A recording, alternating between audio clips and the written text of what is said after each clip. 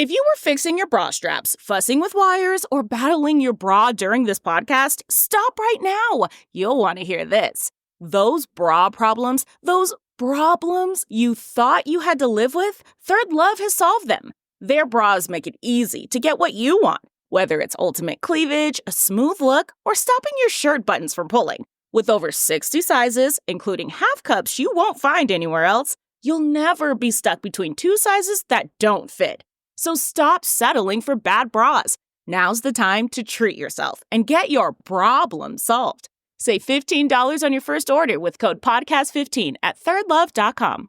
Without the fans, there is none of this. Wednesday, August 9th. I'm so honored to be here. Baby, you're a rock star. America's biggest super fans meet their superstar idols. Yeah! And compete for a once-in-a-lifetime prize.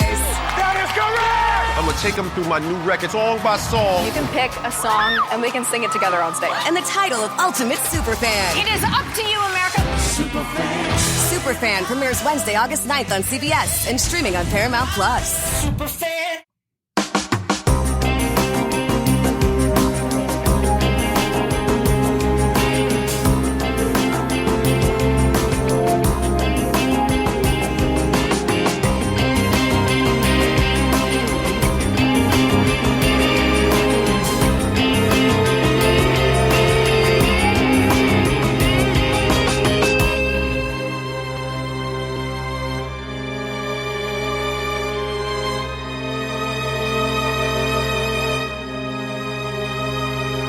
Hello, everyone, and welcome to episode 324 of the True Crime All the Time Unsolved podcast. I'm Mike Ferguson, and with me, as always, is my partner in true crime, Mike Gibson. Gibby, how are you? I'm doing good. How about you? I'm doing very well. Yeah.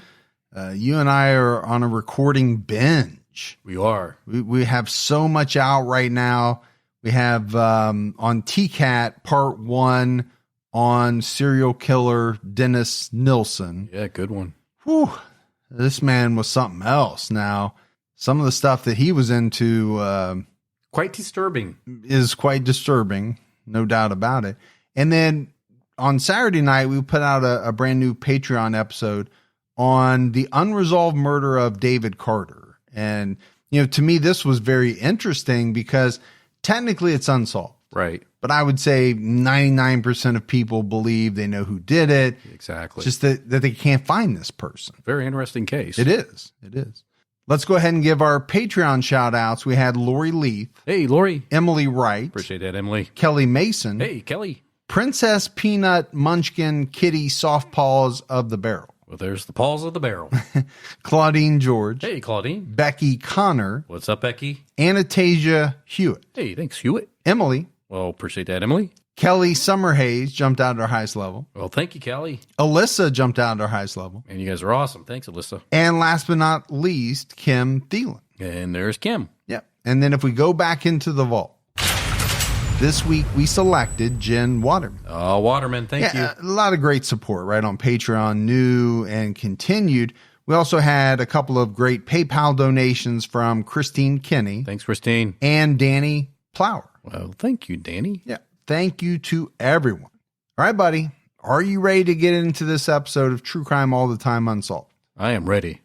We are talking about the disappearance of Phoenix Coldon. Phoenix Coldon was a 23-year-old woman living in Spanish Lake, Missouri. She left her home on a Sunday afternoon in December 2011. A few hours later, her vehicle was found abandoned in the middle of the street in East St. Louis, Illinois. But Phoenix was nowhere to be found. Phoenix was born on May 23rd, 1988. Her birth name was Phoenix Reeves. And I love that name so much. Phoenix. Just very, very cool. It is a cool name. Her parents are Lawrence and Goldia Coldon. Phoenix was adopted by Lawrence, according to several sources. She was born in California, but the family moved to Missouri for Lawrence's work. Goldia described Phoenix as a quiet and inquisitive child. She was mostly homeschooled. She was a skilled musician and played the guitar, violin, and piano. She also competed in fencing. That's really impressive. Yeah, she had a lot of varied interests, a lot of musical talents. Now, a lot of kids they get into a musical instrument. Yeah. But to play the guitar, the violin, and the piano. That's some talent right there. It really is. And a lot of work. And then fencing, something I've always wanted to try. You see it in movies or on television shows. I don't know where I would go around here to fence someone, if that's even a verb. We can give it a try. Well, you and I could, come up with I mean, like regulation with the full, uniform and everything. Where they have this little thing attached to you, so when you get stabbed with the little tip, it goes bzzz. Oh, do they have that? I didn't even know that. Yeah. I just assumed somebody was watching, and when they saw it, they went point or something. Probably in like the that. old days. Now they have like these little like Sensors. Okay. Yeah. All right. I've always wanted to try it. I'd like to go back to the old days. You want to joust or? I just want a fence where actually when you get poked, you actually get poked for real. And, may the best person win. Okay. Yeah. People died very young back then. I did. don't know if you know that. Goldia told the Huffington Post about her daughter. She's very responsible, very sweet, very athletic, and very intelligent. Phoenix is a regional fencing champion. She plays the piano and plays in the handbell choir at church. Phoenix is loved. Her name stands for a beautiful, unique person of distinction. That's Phoenix. And I said, I love the name. Yeah. I'm really feeling a lot of emotion from Goldia, right? As she's talking about her daughter. And I think that's very normal for the emotion to come out in any parent who's talking about, a child in this situation. But no matter how many episodes we do, it still hits me, which I think is a good thing, because the last thing I ever want to get is, jaded, or I'm not even sure that's the right word, numb to this type of stuff. I don't think that would be a good thing. I think it's a good thing we never got into that point. Yeah, I do too. And I hope we never do. At the time of her disappearance, Phoenix lived with her parents in the 12,600 block of Country Brook Drive in Spanish Lake, which is a census designated place in St. Louis County. Phoenix was living in an apartment, but she moved back home 6 months before she disappeared. On December 18th, 2011, Phoenix attended church with her mother. Afterwards, they stopped at a grocery store, then went home. Phoenix changed clothes and went outside to play basketball. Goldia saw Phoenix sitting in her SUV, a 1998 black Chevy Blazer. She often did this when she made phone calls. Goldia thought this was a little strange, but, I think she told outlets she didn't make a whole lot of it. Now, I think there are some parents who would think, well, who are you talking to, or what are you talking about that you have to go out and be in the car away from everybody? Have such a private conversation. Yes. But at the same time, you hear what her mother's saying about her. She's such a good person. Intelligent. I'm sure she trusted her. So when she says, well, I didn't make a whole lot out of it, I could see why. She probably hasn't really done anything to cause concern. Yeah, to cause her not to be trusted. Goldia told the Huffington Post that the next time she looked, Phoenix's vehicle was gone. Lawrence saw Phoenix leave the house around 2:20 p.m. He told the St. Louis Post-Dispatch that he thought she was going to a convenience store around the corner or maybe to a friend's house. By midnight, Goldia and Lawrence were worried because it wasn't like Phoenix to leave without telling them where she was going. And I'm sure there was probably part of it that so much time had passed. Yeah. And they still hadn't heard from her. So the Coldons called Phoenix's friends, family. They even called local hospitals. Goldia reported Phoenix and her vehicle missing on the morning of December 19th. So she gave it the night, thinking that her daughter would call or eventually be home. Yeah, and we do kind of analyze this, right, in a lot of unsolved episodes. You're worried, but at what point do you make the decision that you need to involve the police? She is 23 years old. at this point. But obviously the next morning they thought, okay, it's been too long. We have to call this in. The St. Louis County Police put the license plate information into a database to see if the SUV had been impounded, but they didn't find anything. In the days and weeks after Phoenix went missing, her parents learned that she had been keeping some secrets from them. In 2014, Goldie and Lawrence appeared on Real Talk with Tamara. The full interview is available on YouTube. During this interview, Goldie explained that the lead detective suggested that they go through Phoenix's room. Goldie found what she called strange writings in a notebook. The writing wasn't written on a piece of paper inside the notebook. It was found on a separate, unspecified item, dated December 18th, 2011, which was then put inside the notebook. It looked like the writing was done in a rush. When compared to other notes written by Phoenix, it was difficult to read. But Goldie found a threat in the note. It read, "We think you need to make up your mind what you're going to do before 2012, or else I'm going to have to show you what I can do about your parents." It's alarming to read something like that, not knowing the source of it. Well, I think this would be alarming to read in any situation, right? If you found this inside your daughter's notebook at any point, I think this would be alarming. But now it's in the context of her going missing. So I think there's something else to it, right? An added level. So is it kind of strange that in this note, they're giving her, 13 days to make up her mind? Well, we don't know how long this has been going on. We just know the note was dated the 18th. Yes. But had it been discussed, and again, we don't know exactly what it is or what it means. But it does sound threatening, right, to her parents. Goldie didn't know who the note was from. She said, "It's not a note from or to." This is my thinking about the note. My thinking is that this was something that was written in a hurry on something that she got that day. And I think it was like a reproduction of something that had been told her, that she wrote something down from memory of something that someone had said to her.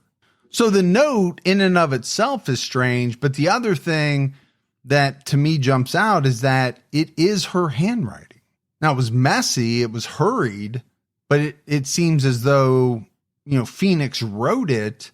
So I guess I see why her mom is coming to that conclusion, that maybe she wrote it to memorialize what someone had said to her.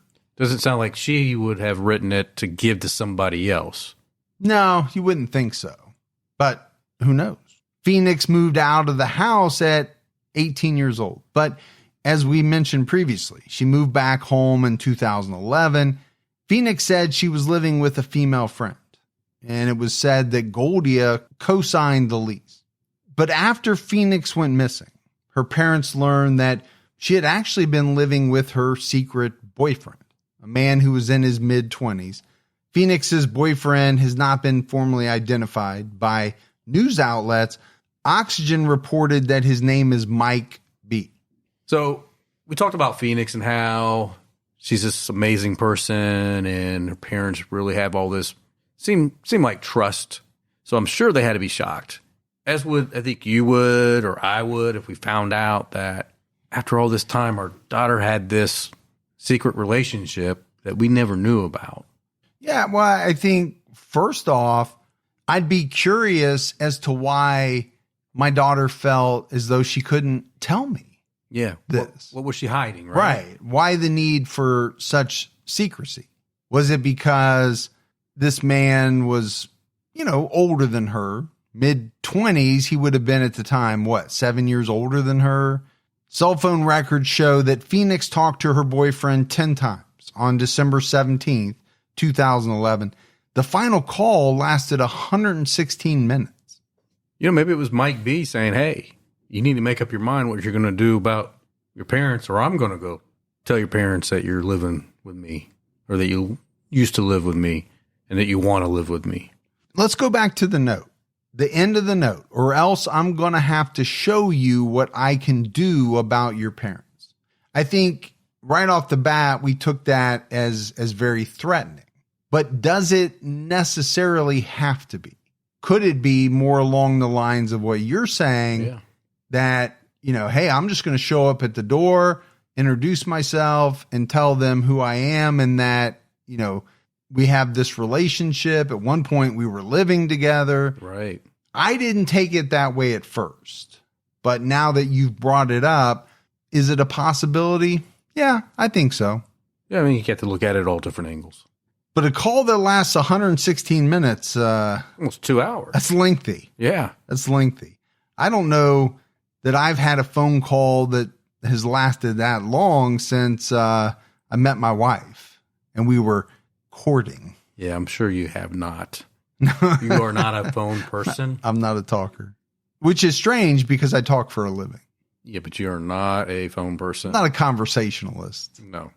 On the day she went missing, Phoenix had a 6-minute incoming call from her boyfriend's number and a 1-minute outgoing call to that same number. Not really sure what that means. No, I don't know what to make of either one of those. But that is secret number one. Secret number two was that Phoenix parents learned that she had not enrolled in fall classes at the University of Missouri St. Louis, where she was a junior. It is a secret. I don't think it's a very uncommon secret. I think there's a lot of kids that tell their parents they're enrolling, or they enroll, but then they cancel to get the money back and kind of live that quarter semester on those funds. Yeah. And eventually the parents find out, and, that conversation has to happen. Yeah, again, I don't know what you make of any of this yet. But the fact is they didn't know about it. So does it play into the case? I mean, we'll have to keep it in mind as we go along. I think what it is, it's uncharacteristic for her in their eyes. Yes, I would say both of these things seem to be. On January 2nd, 2012, a relative found Phoenix's SUV in a tow yard in East St. Louis, Illinois. Phoenix's Blazer was found at 5:27 p.m. on December 18th in the middle of the 900 block of St. Clair Avenue, just a few hours after she left home. It was found 25 minutes from her home. Her keys were in the ignition. The vehicle was still running, and the driver's side door was open. According to People, the SUV was found in a crime-ridden section of East St. Louis. But again, right, Phoenix was nowhere to be found. The SUV was impounded around 6:23 p.m. It was entered into the police computer as an abandoned vehicle. Yeah, so it makes you wonder, did the vehicle get stolen? Someone drove it to that neighborhood, jumped out? Did someone drive the vehicle there on purpose to make it look like it got stolen? Or did she drive it there, something happened, and she fled? Right. Or was taken. Goldia told the Huffington Post they were never officially notified that the car had been towed. They found out through family friends, which to me wouldn't be all that odd, except for the fact that the car was in Goldia's name. So as soon as they ran the license plate, her name would have popped up. And they should have made contact. You would think. Now, if it was in Phoenix's name as a 23-year-old, I don't know that they would have contacted her parents. Right, unless they were able to put a missing person report together with something like that. But the fact that it was in the mom's name, only 25 minutes away, you would think that they would have made that call or made that visit to the home. Goldia also said that they had to complain to the mayor's office to get the over $1,000 impound bill waived. And I'm sure it had something to do with the fact that they were never contacted. Well, yeah. $1,000. I mean, and it was in there for, for some time. Almost half a month. News outlets initially reported that it was unclear why the police didn't announce the discovery of the vehicle sooner. In 2018, Oxygen explained that the vehicle was found in the jurisdiction of the East St. Louis Police Department in Illinois, while Phoenix was reported missing in Missouri. So that might be why they didn't put those two things together, but it still doesn't explain why the owner of the car wouldn't have been contacted. Officer Benjamin Granda from the St. Louis County PD told Oxygen that the delay was caused by the timing of the missing persons report. The SUV was found before Phoenix was reported missing, so it was not flagged in the system. True Crime All the Time Unsolved is brought to you by Progressive Insurance. Hey, TCAT fans, whether you love true crime or comedies, celebrity interviews, news, or even motivational speakers, you call the shots on what's in your podcast queue, right? And guess what? Now you can call the shots on your auto insurance too. Enter the Name Your Price tool from Progressive. The Name Your Price tool puts you in charge of your auto insurance by working just the way it sounds. You tell Progressive how much you want to pay for car insurance, then they'll show you a variety of coverages that fit within your budget, giving you options. Now that's something you'll want to press play on. It's easy to start a quote, and you'll be able to choose the best option for you fast. It's just one of the many ways you can save with Progressive Insurance. Quote today at Progressive.com to try the Name Your Price tool for yourself and join the over 29 million drivers who trust Progressive. Progressive Casualty Insurance Company and Affiliates. Price and coverage match limited by state law. Angie's List is now Angie, the home to skilled neighborhood professionals. Angie is your home for everything home, and they've made it easier than ever to connect with skilled professionals to get all your home projects done well. If you own a home, you know how much work it can take, whether it's everyday maintenance and repairs or making dream projects a reality. It can be hard just to know where to start, but now all you need to do is Angie that and find a skilled local pro who will deliver the quality and expertise you need. Angie has over 20 years of home service experience, and they've combined it with new tools to simplify the whole process. Bring them your project online or with the Angie app. Answer a few questions, and Angie can handle the rest from start to finish, or help you compare quotes from multiple pros and connect instantly. And all of that means you can take care of just about any home project in just a few taps, because when it comes to getting the most out of your home, you can do this when you Angie that. Download the free Angie mobile app today or visit Angie.com. That's ANGI.com. Goldia told the Huffington Post that the police didn't do an inventory sheet when the vehicle was found. An officer told her he didn't do one because there was nothing in the SUV. But when the family inspected the vehicle at the impound lot, they found Phoenix's glasses, purse, license, and shoes. So it sounds like somebody was lazy in doing their job then? Yeah, I mean, again, we're going by what she told outlets. The police are saying something different. We don't know for sure who's right. I don't know why she would have any reason to lie about it, though. But it kind of makes a difference on how this case is perceived, because if you find in the car your daughter's license, her purse, shoes, and glasses, it might appear to most that maybe she was taken. Well, I think it definitely changes the perception of the police. You know, let's go back to not notifying the owner of the car. Well, what about running the ID? I get it. If when they first ran it, it would not have come up that she was missing. But a combination of, you know, all of that, if they would have followed up on it, should have led them to find out pretty quickly, I would think. On January 5th, 2012, dozens of police officers from St. Louis County and East St. Louis conducted a search on 9th Street and St. Clair Avenue, where Phoenix's vehicle was found. Cadaver dogs were brought in to assist. Sergeant James McWilliams of the St. Louis County Police Department said, as quoted by the St. Louis Post-Dispatch, there are no signs of foul play. At the same token, there is nothing to alleviate that possibility. And that's an interesting statement. And I think I've actually said not those words, but something along those same lines in other episodes. Like when you talk about forced entry. Right. Okay, you don't see any signs of forced entry, but there's nothing telling you that there couldn't have been. Right. There's no signs of foul play, but what would those signs be? And couldn't there be foul play without you really having sign. Yes. Go back to one of your possibilities that she's pulled out of the car. Would there be signs of foul play? There could be and there could not be. Right. Not necessarily. Yeah. Around this time, another case was being compared to Phoenix's, and that was the disappearance of 36-year-old Stacy Nicole English, who went missing from Buckhead, Georgia, in December 2011. Buckhead is a suburb of Atlanta, and I've actually been to Buckhead. It is a great place. Pretty nice. It's kind of swanky. Yeah. It's just a really cool place. Did you just say swanky? I did. I don't even know if that's the right word for it. Just the fact that you said swanky, it's all makes me sound old. Yeah. Stacy's parents reported her missing on December 27th after calling her and receiving no response.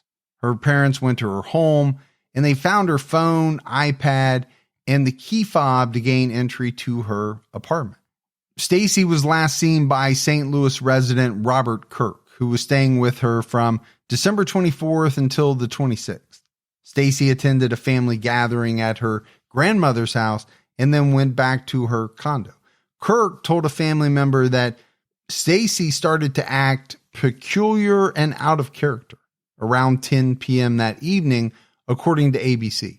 Apparently, she started screaming, shouting Bible verses, and making statements that the world was ending. She asked Kirk if he was Satan and then asked him to leave. He said he left around 10:30 p.m. Her disappearance was highly out of character. Stacy talked to family and friends 2 to 3 times a day, and no one could get in contact with her.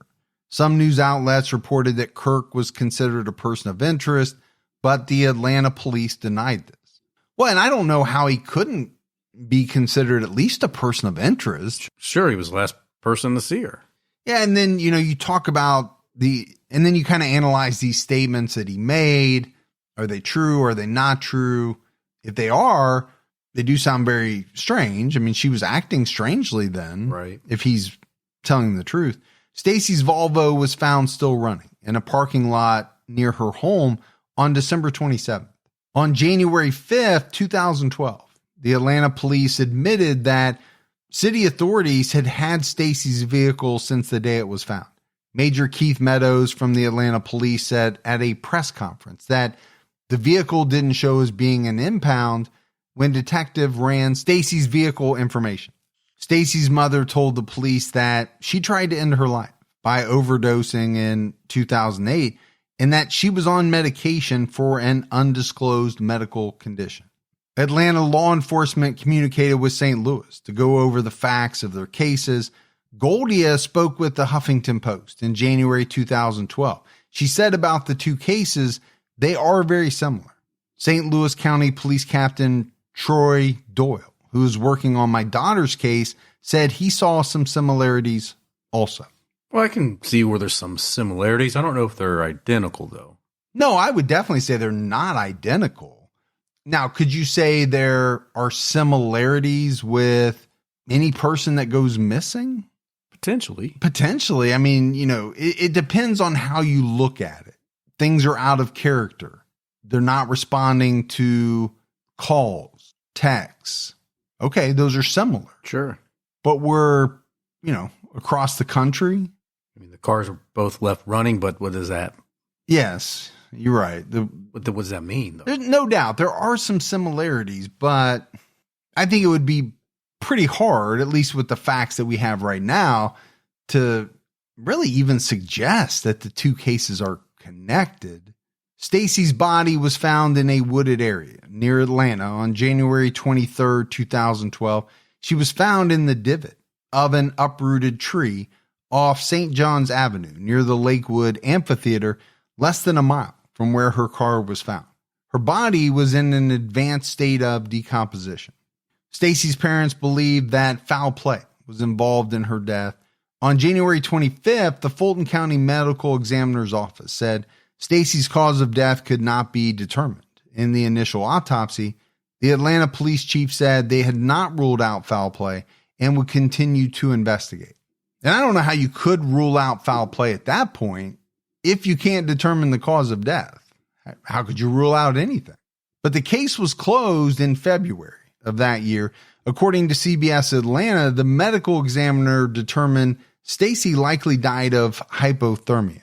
Her death was considered accidental. Still bizarre on the events that occurred. Oh, it's a very bizarre one. There's no doubt about it. I mean, what would the thinking be? She's upset. She's acting strangely, according to this guy who was the last person to see her. They find her car. She gets out of her car, walks to this area, lays down, and dies of hypothermia. Yeah, maybe because she wasn't on her medication. We don't know. Meanwhile, there were few leads in Phoenix Coldon's case. Phoenix's family felt disappointed by what they described as a lack of effort by the police and a lack of media coverage.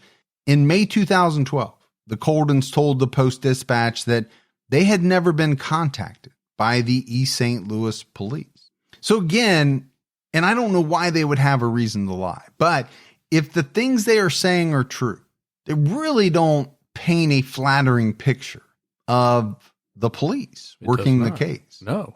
St. Louis County Police Chief Tim Fitch told the Post-Dispatch that officers were working the case but had few leads. He emphasized that they wouldn't stop looking for Phoenix. And I get what he's saying, but what else can you say if you're talking to the media? You're not going to come out and say, yeah, we're not even looking into this, The Coldons decided to do their own investigation by speaking to drug dealers and sex workers in East St. Louis.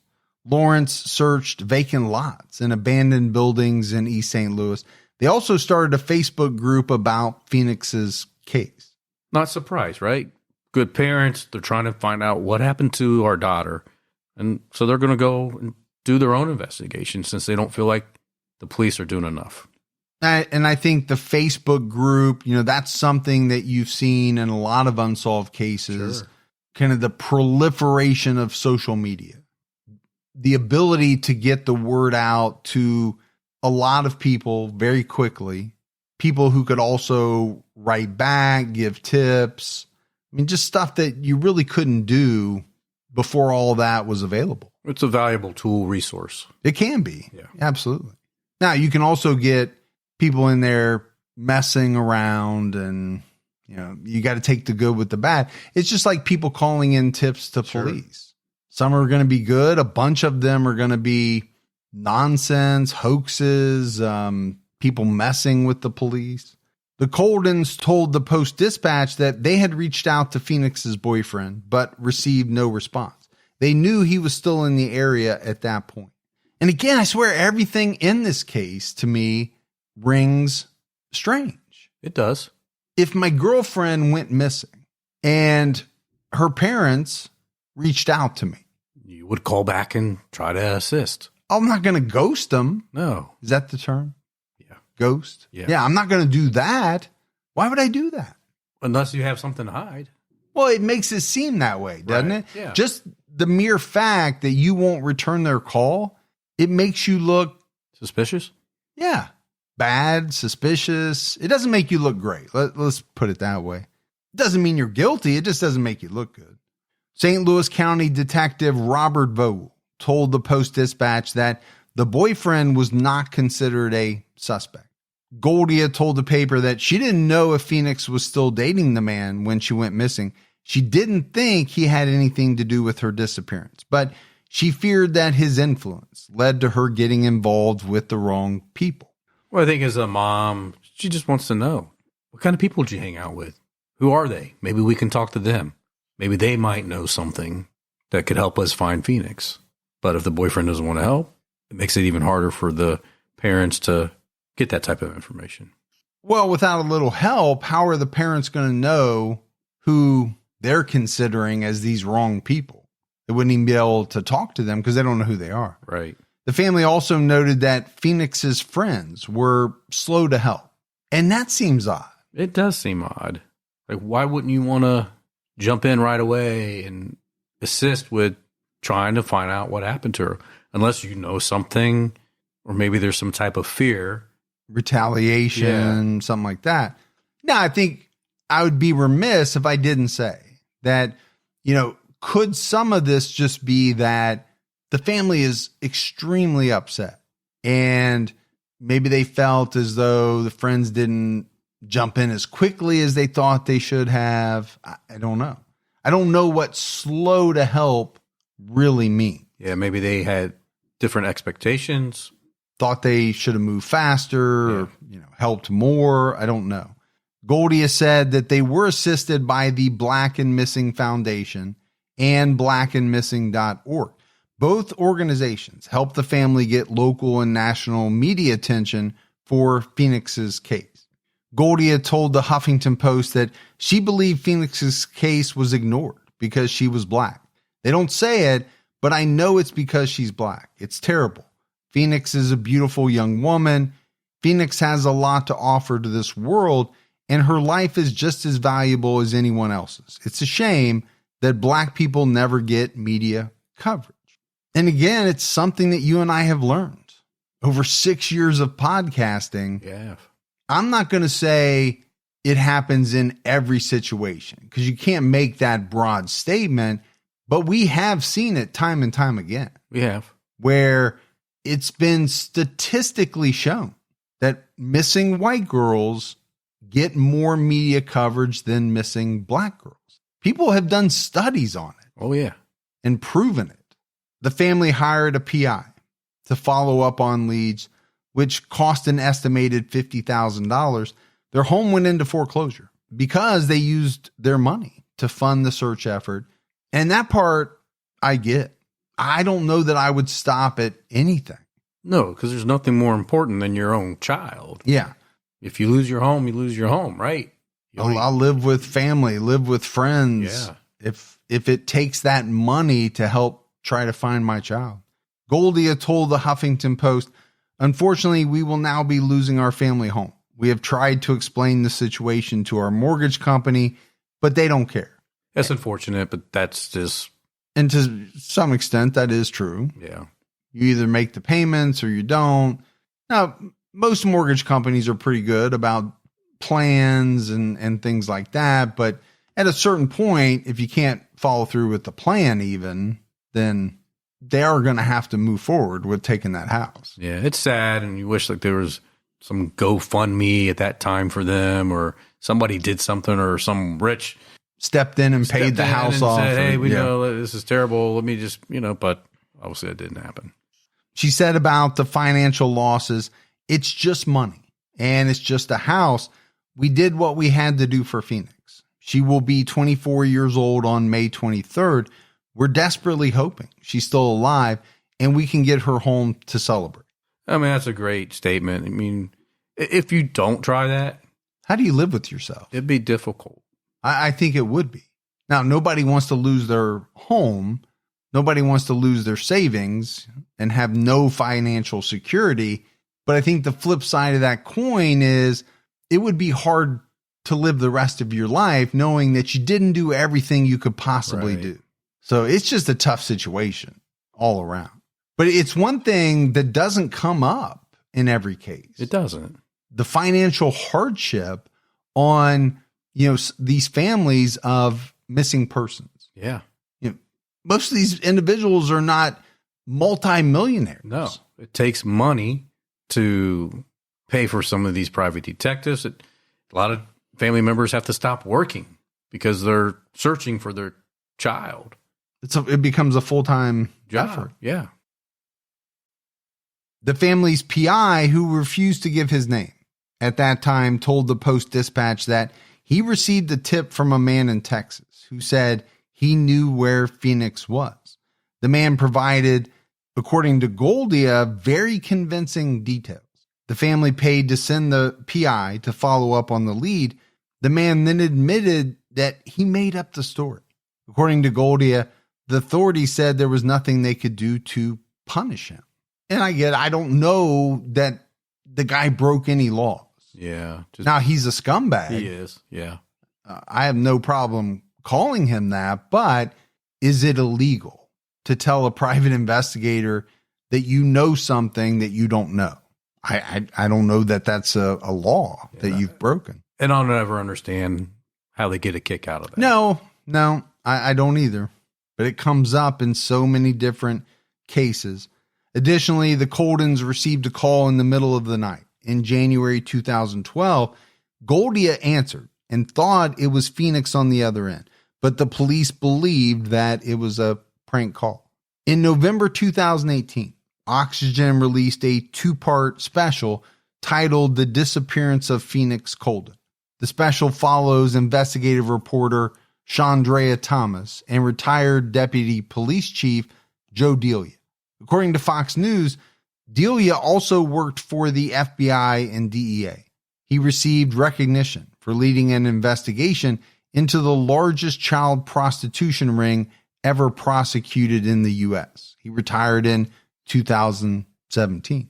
There are 3 main theories about what happened to Phoenix, according to Oxygen. The first is that she was abducted by sex traffickers. The area where Phoenix disappeared is known as a hotspot for human trafficking. Based on the way Phoenix's car was found, it is possible that she was abducted, right? We talked about that. We did. Earlier. Back in 2012, during her interview with the Huffington Post, Goldia noted a similar case that occurred a few years earlier in East St. Louis. A young woman was taken out of a car at a stoplight. Her car was left running in the road. A group of men took her to a home in Illinois where she was drugged, beaten, and raped. They wanted to force this woman into sex work. She waited until she was left alone with one man. She was able to escape because he lost consciousness after drinking. She got lucky. Very lucky. But I also don't want to leave it all up to luck because it does seem like she kept her wits about her. Sure. And I'm sure what she went through was hellish, but she had that will to live and she was biding her time. She saw her opportunity and she got the heck out of there. State Representative Nathan Tate issued a statement that was posted by the Missouri Sheriff's Association. Tate said, the St. Louis metro region is one of the top 20 areas in the country for human trafficking. Thomas called Interstate 70, which runs through the city, the sex trafficking highway of America, which is pretty scary given the fact that you live just north of Interstate 70. Yeah, well, I'm right there at the intersection of the 2 busiest highways in America. I-70 and I-75. Yeah. Joe Delia talked with Fox News about some of the theories in the case and said, could she have been forced into human trafficking? Absolutely. The way pimps work in human trafficking is they look for vulnerable girls. And what they'll do is they'll shower her with gifts and attention, get them to go out of town, tell them that they've got a modeling contract in a different city, luring them out of town. So they build them up. Yeah, build them up, tell them something that's not true, but it sounds so great maybe that they can't turn it down. And then once they get them out of town, according to Delia, that's where the violence erupts and they're controlled. And a lot of these girls, once they take that step, according to him, and become involved in prostitution, there's so much shame that they may never want to come home. That's clearly one of the theories we looked at. Delia said about the investigation, the St. Louis County Police Department did an extensive investigation looking for Phoenix. They brought cadaver dogs to the scene. They spent countless man hours trying to figure out what happened. In all honesty to them, I don't know what they could have done any differently than what they've done. So I thought this was a very interesting statement. Now, you have a retired law enforcement person, highly respected. Right. Basically countering, I think, a lot of the things that the family has said to the media. Now, is he sticking up for the police, or is he just being brutally honest and saying they've done everything that they could do? Because I do think that happens quite a bit, right? The police do what they can do, but that's not enough for the parents of a missing child. Yeah, I think if your child's missing, until you find that child, there's never going to be enough that someone can do. Where does the truth lie? Right. Sometimes it's hard to figure out. It'd be a lot easier to accept if we haven't seen in the past where the police weren't doing everything they could do. Well, especially when it comes to a missing black female. Yeah. Because, again, we've seen some really disappointing things relating to some of those investigations. Goldie has shared a message for Phoenix through People magazine in October 2018. She said, if you get a chance, get away, run, and go for it. Don't be afraid. You'll be safe. Now, the second theory that's been put forth is that another form of foul play was involved that led to Phoenix's death. After she went missing, all activity from her bank account, cell phone, and social media stopped. However, her body has never been found. Additionally, the police told reporter Chandrea Thomas that no other DNA besides that of Phoenix and her parents was found in the SUV. Well, someone could have taken her from the vehicle and not left DNA behind. Yeah, I think that's entirely possible. We asked that question quite a bit. What does the absence of DNA mean versus the presence of someone's DNA that has no business being there? And I think those are two completely different things. Joe Delia noted in his interview with Fox that there were two sides to Phoenix. Only some people knew that she was struggling with her home life, school, and relationships, and that she was experimenting with drugs. Chandrea Thomas found evidence suggesting that Phoenix was connected to two men leading up to her disappearance. Among the items found in Phoenix's truck was a cell phone bill for a different phone than the one her parents paid for. Phoenix's best friend, Akira Hogan, revealed to Delia and Thomas that Phoenix had two boyfriends at one point, and that, as we talked about earlier, she was secretly living with Mike B. during college. Hogan mentioned a second man named Mike who was a guy at the school. Mike worked at the phone store and gave Phoenix discounts. Hogan said that Phoenix used a burner phone so she could see Mike without her parents or Mike B. No. Okay, so if you're dating two men and they're both named Mike, and you're trying to keep that from both of them, that's going to make it tougher. It is going to make it a little tough. That they both have the same first name. But again, from her parents' perspective, this is really out of character for her. From their point of view, yes. Yeah. But I think what they may be finding out is that they just didn't know everything about her. They didn't know everything that was going on with her. And I don't know if that's all that out of the ordinary. No, I think that kind of stuff happens. But I think as a parent, you're asking yourself, why wouldn't she want to tell me? Well, would most young people want to tell their parents they're experimenting with drugs? I would say no. Would you want to tell your parents as a young person that you're dating two different people at the same time? One of them is considerably older than you. I don't know how old the other guy is. I don't know. Depends on what type of relationship they have. Right. And according to, her best friend, maybe it wasn't all that good. Maybe it wasn't as good as what the parents thought it was. Mike was unwilling to speak to Delia and Thomas and directed them to speak to his lawyer. So possibly we have two guys here. Now, it's not been suggested that either man is a suspect or person of interest or involved in Phoenix's disappearance in any way. A third theory is that Phoenix ran away. Although her motive for doing so is unclear, Chandrea Thomas suggested that perhaps some of Phoenix's friends who were unwilling to talk may know why she wanted to leave. And I get that, right? Maybe that's why the parents thought they were slow to help. Maybe they thought they were a little less cooperative than they thought they should have been. But she's 23. Why not just say, I'm leaving. Yeah. Well, you know me. I'm always dubious about I just chose to leave, especially, like you said, when you're talking about someone who's 23 years old. You can leave whenever you want. Sure. And you can tell people you're leaving. And continue to use your phone and your bank account and right. all those items. And it's always that right there that kind of jumps out at me. If you're just trying to get away from your family, there's no reason to do that. Now, if you're trying to get away from someone dangerous, then maybe that's a different story. Sure. You don't want anyone to know where you're going. Maybe you've disclosed it to your closest friend. Yeah. During the interview on Real Talk with Tamara, Lawrence Coldon said Phoenix had everything that she needed and most of the things that she wanted, so I couldn't see any reason why she would want to run away from that.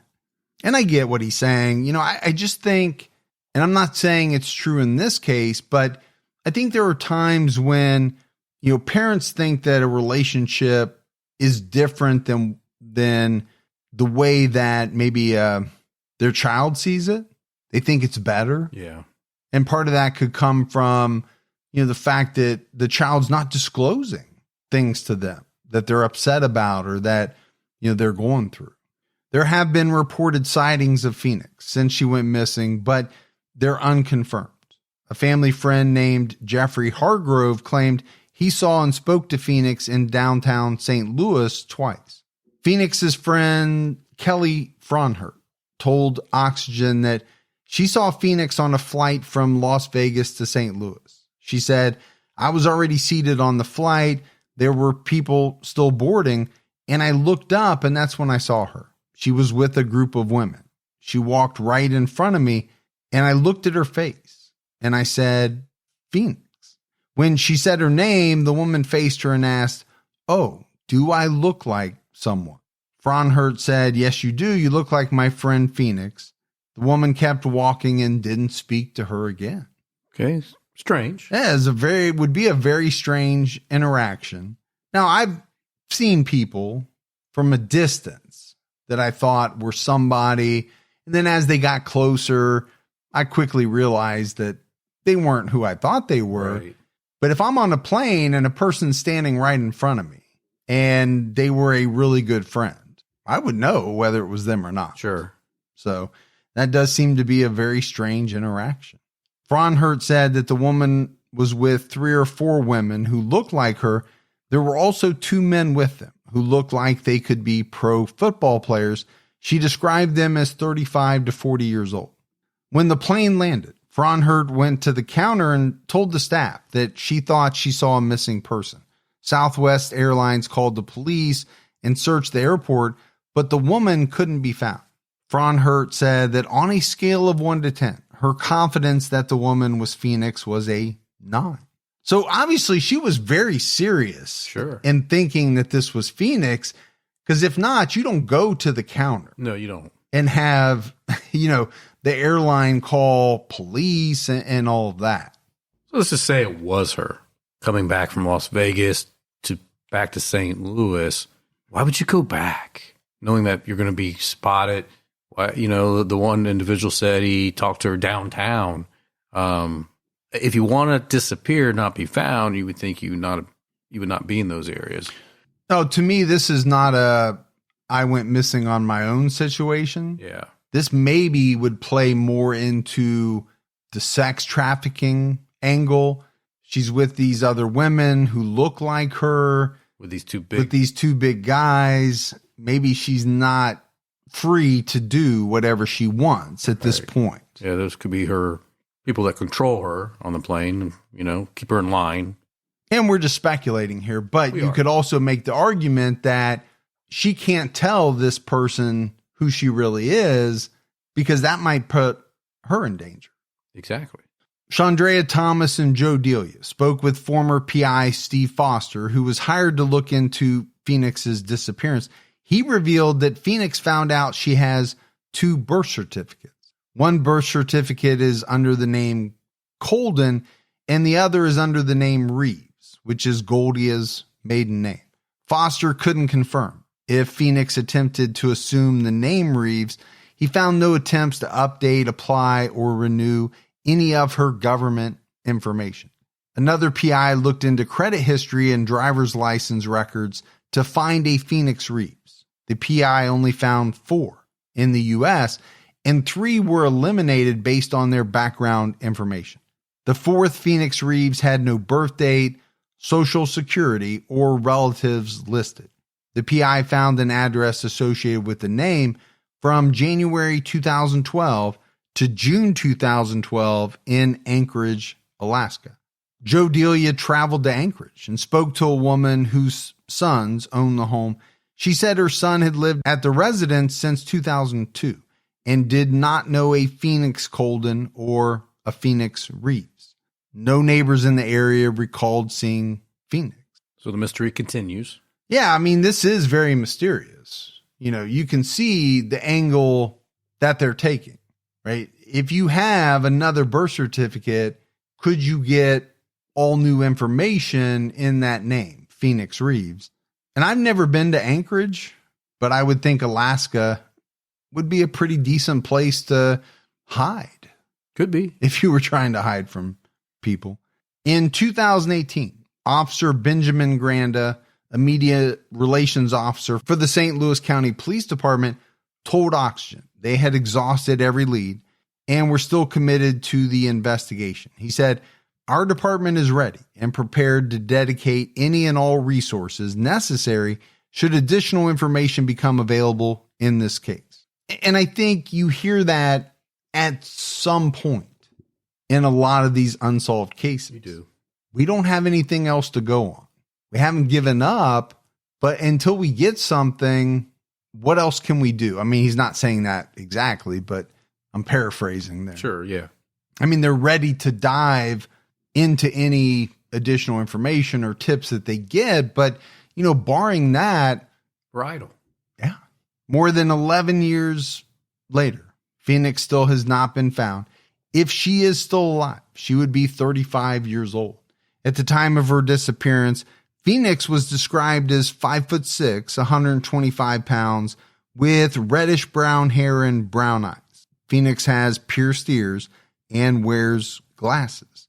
If you have any information about the disappearance of Phoenix Coldon, you can contact the St. Louis County Police Department at 314-615-5317. So, Gibbs, as we wrap this one up, a lot of unsolved episodes or unsolved cases have some peculiarities. They're strange. There's some odd things. This one has more than its share. It does. There's a lot going on here. And I think, you know, one of the tough things about it is you have very little solid information about a lot of the different facets. Yeah. You know, Mike, we don't know much about them at all. Were Phoenix's friends cooperative? Were they not cooperative? Did they know something? Yeah. Did they know something? Did the police drop the ball? You know, how much of this is the family's frustration that they're still missing their child? And how much of it is real? Yeah. And what did that note mean? Yeah. And we haven't even gone back to the note yet. You know, is it even related to her disappearance? Is it, or was it a threat? I don't know. People write all kinds of stuff down. They do. It did seem ominous. It did. I will say that. And you got to look, did she leave because she just wanted to leave on her own? I don't think so, but she could have. She could have, but again, I know I'm going to be wrong one of these times because one of these cases is going to be solved. Yeah. And they're really going to find out that an individual just left. Right. But I'm probably never going to pick that as my main theory because it just makes so little sense to me. I think your spidey senses tell you it's not the case. Yeah. I mean, that's kind of where I land on that. Now, what it is, I don't know. You know, everybody can speculate. You've got the note. You've got a couple of men allegedly in her life.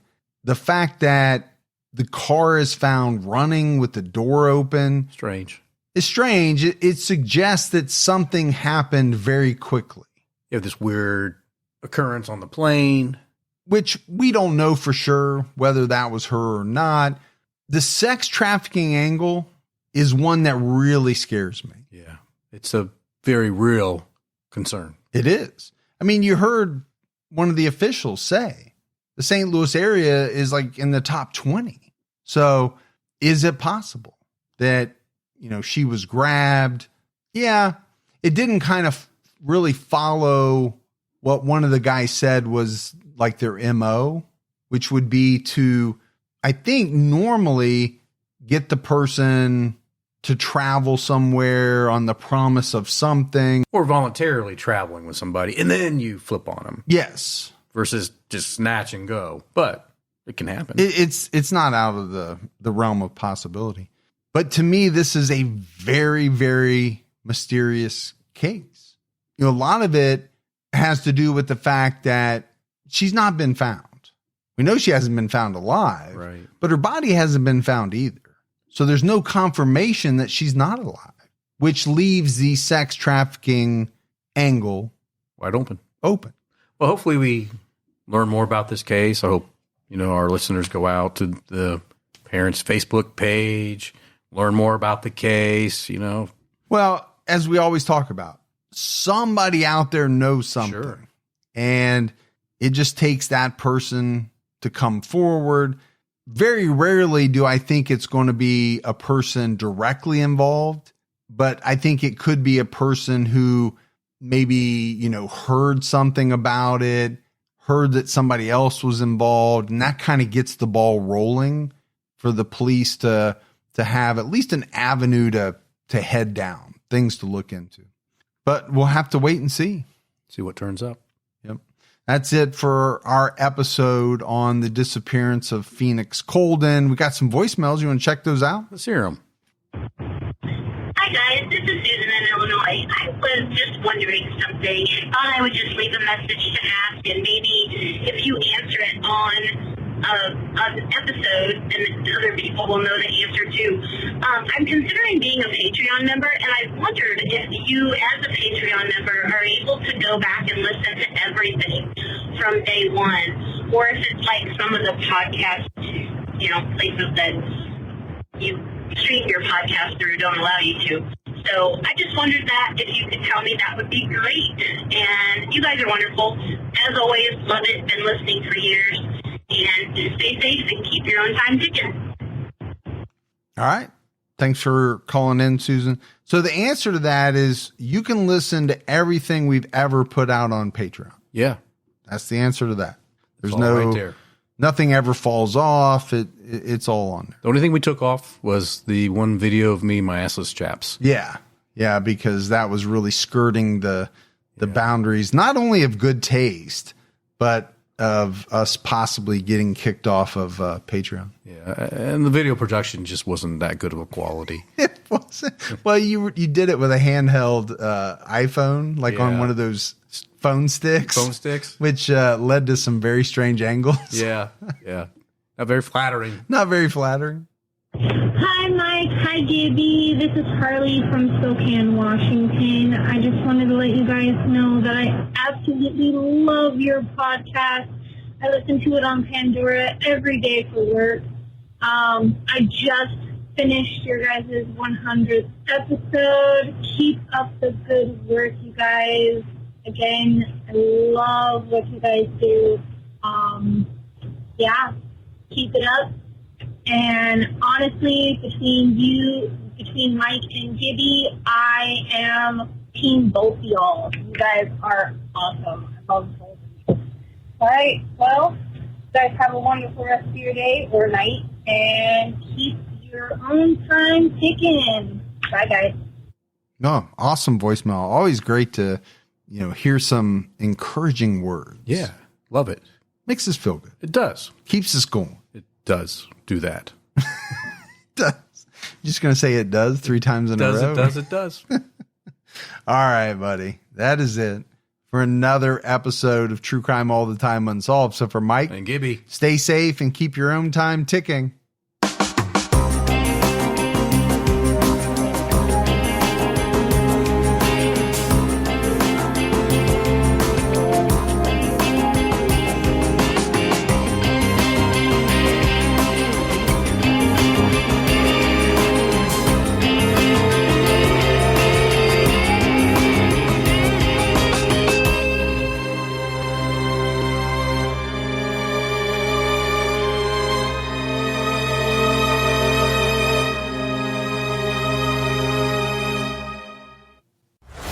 See what hit blockbusters are streaming free this month during Popcorn Summer Movies on Pluto TV.